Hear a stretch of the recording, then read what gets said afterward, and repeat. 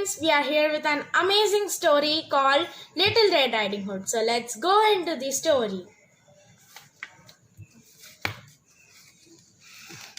Little Red Riding Hood lived with her mother and father in the forest. Her name is Little Red Riding Hood. She lived with her mother and father in a house in the forest. One day, Little Red Riding Hood's mother said, "Will you take these cakes to grandmother?" Yes, said Little Red Riding Hood, and off she went. Grandmother's house was on the other side of the forest. A wolf lived in the forest.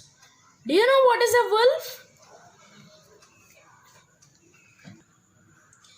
Wolf is a wild animal which lives in the forest. So grandmother's house was on the other side of the forest. When the wolf saw Red Riding Hood, he said, "I will eat her all up." He ran to grandmother's house.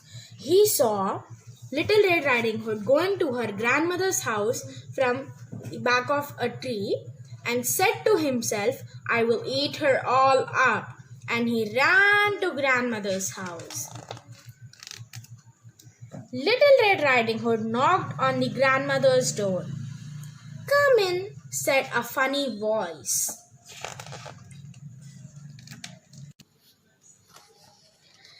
Little Red Riding Hood went inside the house. "Come closer, my dear," said a funny voice. "Oh, grandmother," said Little Red Riding Hood, "what big ears you have." "Oh, all the better to hear you with, my dear," said a funny voice. "Come closer." "Oh, grandmother," said Little Red Riding Hood, "to eat you with," cried the wolf. The wolf jumped up and chased Little Red Riding Hood round and round the house. "Help!" cried Little Red Riding Hood. Little Red Riding Hood's father was in the forest. He ran to grandmother's house to help. The wolf jumped up when he saw Little Red Riding Hood's father. Then he ran and was never seen in the forest again.